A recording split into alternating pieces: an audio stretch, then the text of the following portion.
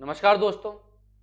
जैसा कि tally company ने ठान लिया है कि अब टैली के यूज़र्स को किसी भी तरीके की अकाउंटिंग में कोई दिक्कत नहीं होनी चाहिए, इसके लिए Tally company time to time अपने सॉफ्टवेयर को अपडेट करता जा रहा है और बहुत ही जल्दी next week within 10 to 15 days आपको टैली का नया रिलीज टैली प्राइम 4.1 मिलने वाला है, जिसमें बहुत ही कमाल के दो इंपॉर्टेंट चेंजेस किए गए हैं। नंबर पहला, एमएसएमई की कंप्लीट रिपोर्ट जो है वो अब आपको टैली सॉफ्टवेयर में मिलने वाली है। आप अपने इनवॉइस के ऊपर अपना MSME number, MSME type print कर सकते हो और सप्लायर की एमएसएमई की डिटेल उसके लेजर में अपडेट करके आप एमएसएमई की रिपोर्ट निकाल सकते हो कि ऐसी कौन सी आउटस्टैंडिंग है जो कि एमएसएमई की है, वो कब ड्यू हो रही है, वो टोटली डिटेल आपको मिल जाएगी। इसका एक मैं वीडियो ऑलरेडी बना चुका हूँ जिसका लिंक आपको ऊपर आई बटन में मिल जाएगा। और जो टैली का रिलीज जो 4.1 आपके सामने आने वाला है उसमें एक और बहुत ही कमाल की प्रॉब्लम का सॉल्यूशन आपको मिलने वाला है ई कॉमर्स के रिगार्डिंग। अगर आप ई कॉमर्स सेलर हो और ई कॉमर्स प्लेटफॉर्म पे अपने गुड्स को बेचते हो तो उस कंडीशन के अंदर जीएसटी डिपार्टमेंट ने जनवरी से जीएसटी 1 में दो नए टेबल ऐड कर दिए, table number 14 and 15। 15 e commerce operator को भरना है, बट 14 नंबर टेबल जो है उसमें दो सब टेबल है, टेबल ए एंड बी, जो कि ई कॉमर्स सेलर को भरना है। तो उसके रिगार्डिंग टैली प्राइम 4.1 में बहुत ही कमाल का अपडेट आपके सामने आ गया है। अब टैली सॉफ्टवेयर के माध्यम से ही टेबल नंबर 14 की सब टेबल ए एंड बी का डाटा टैली के माध्यम से तैयार हो जाएगा। तो क्या है ये कमाल के चेंजेस आज के इस वीडियो में देखने वाले हैं।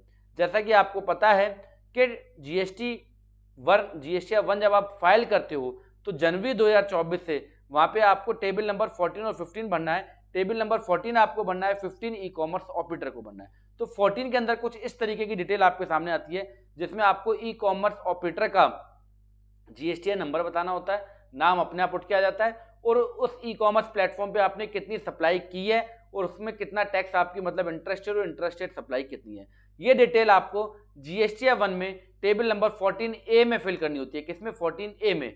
और 14B के अंदर आपको जो है, अगर आप मान लो कोई भी हाउसकीपिंग सर्विसेज देते हो, कोई एकोमोडेशन सर्विस देते हो, कोई रेस्टोरेंट की आपकी सर्विस है, तो उस कंडीशन के अंदर आपको टेबल नंबर 14B को फिल करना होता है। सेम ही चीजें आपको यहाँ पे बतानी होती है, जीएसटी नंबर बताना होता है, नाम अपने आप उठ के आ जाता है, उस प्लेटफॉर्म पे आपने कितनी सप्लाई की है, कितनी इंटरेस्टेड है, वो सब कुछ आपको बताना होता है।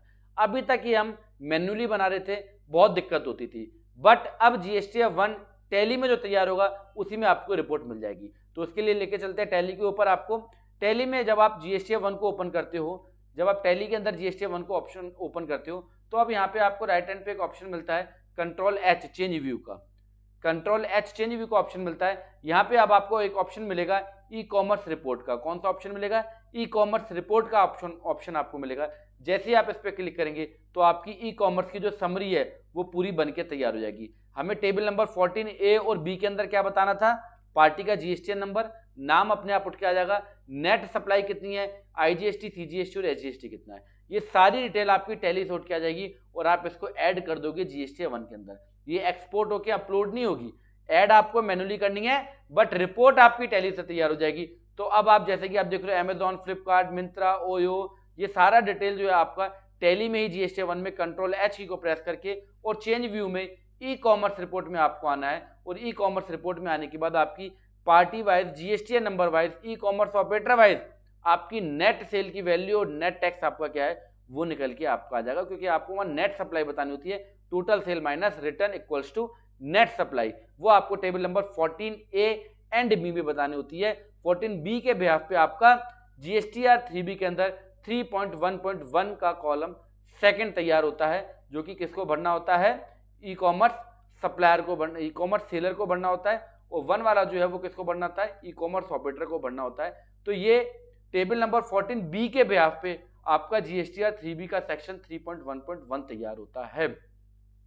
तो बहुत ही इंपॉर्टेंट चेंजेस है टेबल नंबर 14 और ए और बी को भरना, और बहुत चैलेंजिंग है मैन्युअली इस काम को करना। तो इसके लिए टैली प्राइम 4.1 जो कि रिलीज आपके सामने अगले 10 से 15 दिन के अंदर आपके सामने आने वाला है, उसके अंदर आपको जो है ई कॉमर्स रिपोर्ट के अंदर आके ई कॉमर्स ऑपरेटर की पूरी समरी आपको मिलने वाली है।